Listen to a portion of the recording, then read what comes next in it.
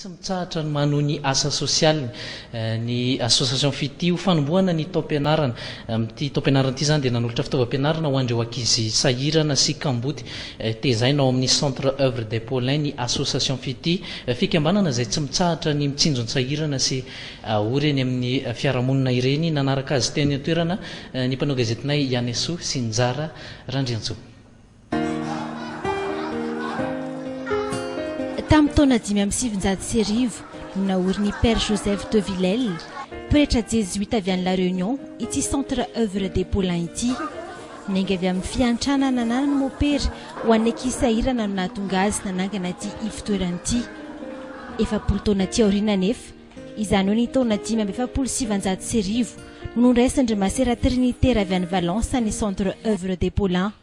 Nanomboka teo tsy nitsahatra ny fangatarana fampidirana ankizy ao amin'ny centre kanefa voafetra ny toerana ary efa manana ny fepetra ampidirana ny ankizy ny masera. Menga foana zany araka an'le nanorenan'le mpanorina anazy kamboty voalohany sady mahantra izy dia faharoa manaraka an'izay tsy nonona tamin'izay zay fa nijery hoe le zava-misy amin'ny fiarahamonina sy ny firenetsika dia misy koa zany hoe misy ny ankizy hoe abandon manana ray aman-dreny izy fa tsy hita nandositra ny reny nanondrainy dia ho koa zany hoe ny ankizy tsy manana ray aman-dreny izy fa tsy afaka mitaiza ny mamany fa ohatra ny hoe marary. Ivitoerana mivelona amin'ny fanampiana sy tolo-tanana ny atao amin'ny centre œuvre des paulins. Atao anatiny manara-penitra ahitana ny fitaovana sy ny kojakoja rehetra ilaina. Samy manana ny efitra natokana ho azy ireo ny lahy sy ny vavy. Eo ihany koa ny andro kolonga kely latsaky ny 5 taona.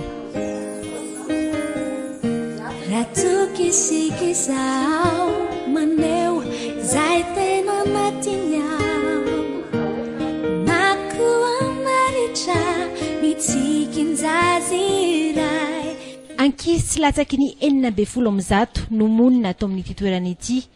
Fanabeazana ara-panahy sy ara-tsaina no omeny masera azy ireo antoko ny hoavin'izy ireo rahateo. Tsy vitany hoe le fitiavana fotsiny fa fanabeazana manontolo amin'ny maha-olona anazy mba ho afaka hiatrika ny hoaviny izy ndray andro any sy ho afaka midera sy manome voninahitra n'Andriamanitra Trinité Masina araka ny tariketra mpiainan'ny masera trinitaire de Valence ny fanafahana ny olona amin'ny mahazazana azy mba hoe ho afaka amin'ny abadona izy sy hivelatra sy tia karokaroka ary anome voninahitra n'Andriamanitra Trinité Masina.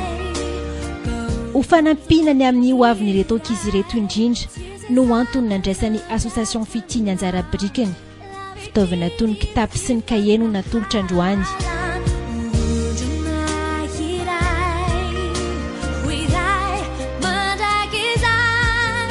Famesana amin'ity taom-pianarana ity zany dia nanapa-kevitra ny association fity fa amin'ny fitaovam-pianarana ho an'ireo toeram-pianarana mikarakara manokana ny zaza-kamboty ohatra zao tia nataontsika androany ity dia ny namena androany zany dia cartable, dia cahier, stylo 4 couleurs, crayon, gomme, dia kit, règle équerre, compas, rapporteur. Ipoka ny fohan'ireto ankizy ireto ary mampanantena sahady fa ilofy tanteraka amin'ny fampianarana andritra ity taom-pianarana ity. Faly satria misy manampy. Tena misy olona manampy izay dia tena faly izay dia tena nianatra tsara mihitsy. Isandreo manana fandavan-tena amin'ny fanampiana sy ny fiahiana ireto ankizy ireto efa oraka 12 taona ihany koa raha hitomona.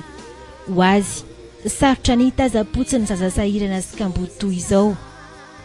Izaho moa tamin'izahako misy manja dia ny safidiko no mikarakara an'ireo kamboty ireo satria ny zaza zany mila karakaray ary mila matsapa fitiavana be tokoa ahitany anjara masoandrony izy ireo. Tsy ny mandray ihany zava-dehibe ny manome ho an'ireo sahirana. Fity ary ny soa no iombonana sy fampizarana eto afatra izay ampitaina association fity ho an'ireo rehetra izay misitraka ireto fanomezana ireto.